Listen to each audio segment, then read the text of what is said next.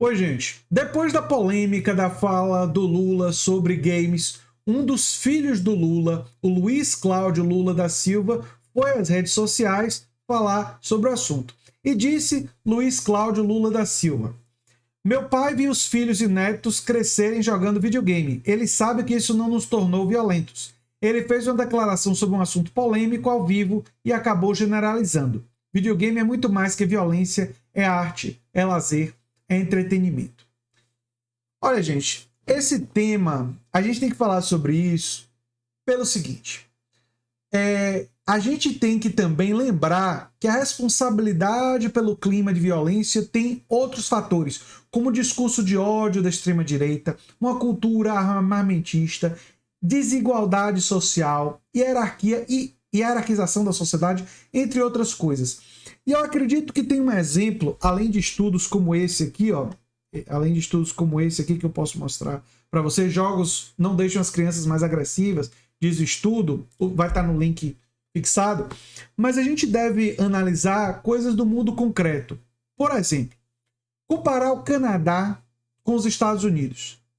A juventude canadense, o Canadá é um dos países que tem mais estúdios desenvolvedores de jogos e a juventude canadense é uma juventude que joga muito videogame.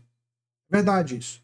Podem pesquisar, vocês vão ver que o índice de pessoas no Canadá que jogam videogames, inclusive jogos extremamente violentos, é alto. Né? É alto. No entanto, os Estados Unidos têm casos de violência nas escolas gigantescos. É um dos países que tem mais violência desse tipo, especialmente usando armas de fogo. É o disparado, né, o que tem mais casos no mundo desenvolvido nem se fala, quando se compara os Estados Unidos com a França, com a Suécia, com a Finlândia. Estatisticamente, não só em números absolutos, porque tem muito mais gente nos Estados Unidos, mas quando você faz a comparação estatística, você percebe que nos Estados Unidos tem muito mais dessa violência. E quando você compara os Estados Unidos com o Canadá, quais são as diferenças? Vamos falar das diferenças um pouquinho, refletindo sobre a fala do filho do Lula? O Canadá tem garantia de direitos sociais, saúde, educação. O Canadá não tem uma cultura armamentista. Os Estados Unidos têm uma cultura armamentista. Tem muita arma no Canadá, mas as armas no Canadá são para caça. Os Estados Unidos têm uma cultura armamentista de armas para a suposta defesa pessoal, não é?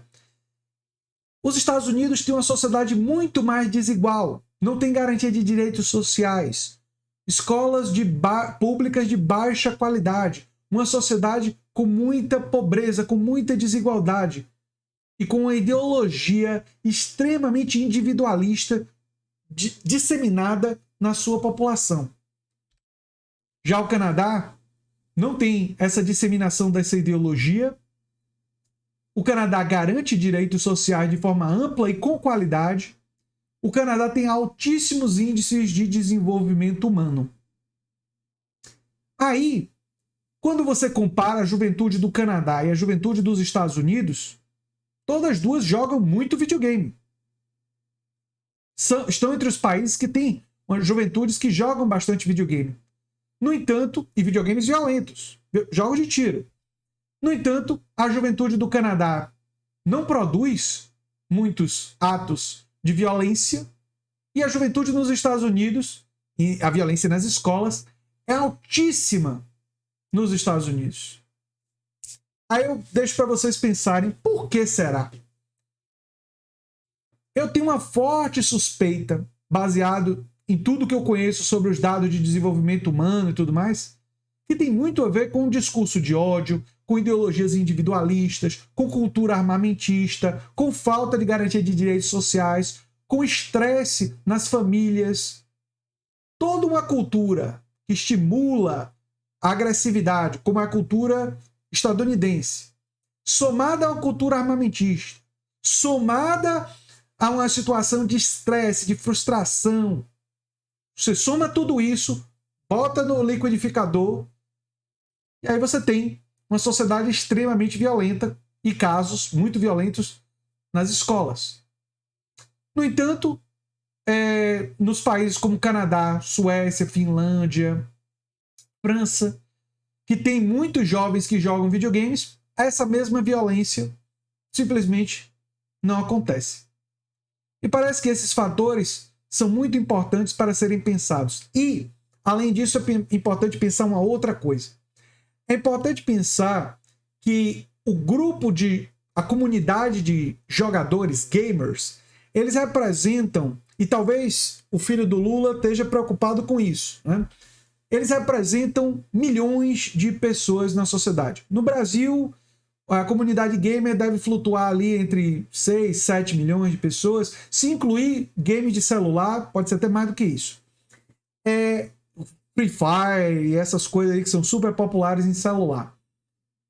E é uma comunidade que, lamentavelmente, tem sido muito capturada pela direita liberal e pela extrema-direita.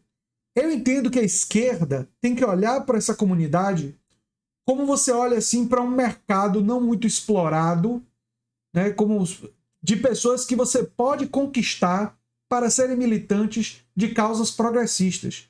Porque os gamers, diferentemente de certos grupos neopentecostais, que é muito mais difícil porque existe uma incompatibilidade mesmo em uma série de temas que é muito complicado da gente convencer, a comunidade gamer não tem essas incompatibilidades a priori necessariamente.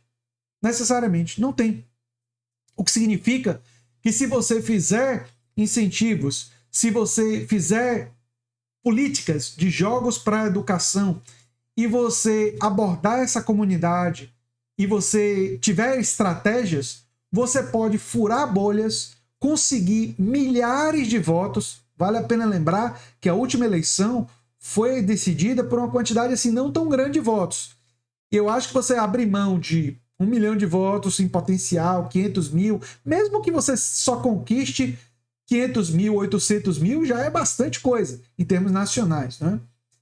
Então você não pode abrir mão desses votos e é importante ter uma estratégia para ir até essas comunidades e conquistar. Eu entendo até que a gente tem que disputar os votos nas comunidades neopentecostais, sem abrir mão dos nossos princípios, claro, nós não vamos abrir mão do que nós defendemos, mas lembrar essas pessoas que Jesus estava muito mais do lado dos pobres, que Jesus falou contra a usura dos ricos, que Jesus falou contra a ganância, e lembrar que Jesus defendia os interesses dos pobres, e que defender que os pobres devem ter mais garantias, mais direitos, que os pobres devem ter políticas específicas que beneficiam eles e que ajudam eles a superar a pobreza, é uma coisa bastante cristã. Então a gente deve disputar esses espaços também. Mas os espaços da comunidade gamer, que representam, como eu disse, milhões de pessoas, não devem ser negligenciados, não devem ser abandonados, não deve se esquecer disso.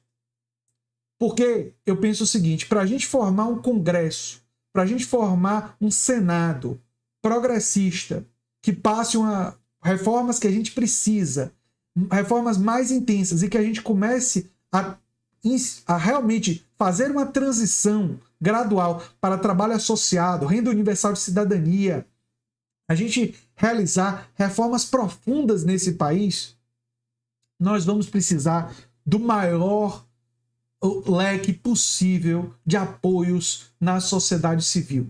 E nós temos que disputar todos os votos que forem possíveis, né? E a minha intenção do meu vídeo anterior foi muito essa.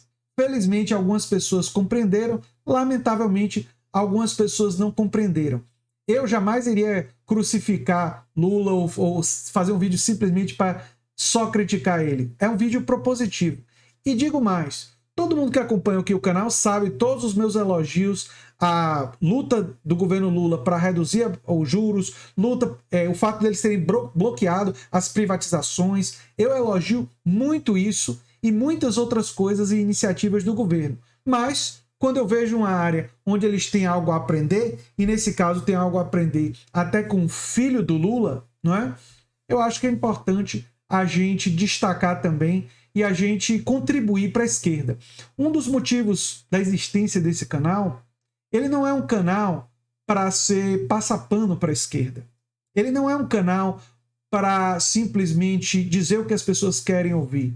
Ele é um canal que busca trazer reflexões para a esquerda, partidos políticos e movimentos tentarem se aprimorar, serem melhores, mais capazes de cativar mais pessoas para a gente crescer, ter mais apoio e nós podermos juntos construirmos uma sociedade mais justa, mais democrática, mais livre, para a gente fazer uma transição, saindo desse capitalismo selvagem que nós vivemos para uma sociedade mais humana.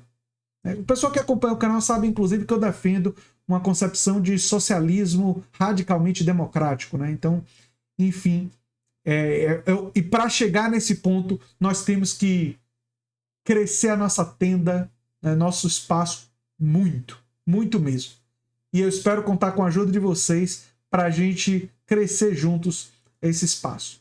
Eu sou André Teixeira Jacobina, o canal é a Nova Máquina do Tempo. Se você gosta do que a gente faz, se inscreve, dá um like, compartilha. Quem sabe se torna membro, apoiador do canal. Quem sabe faz um dos nossos cursos. Um abração e até o próximo vídeo.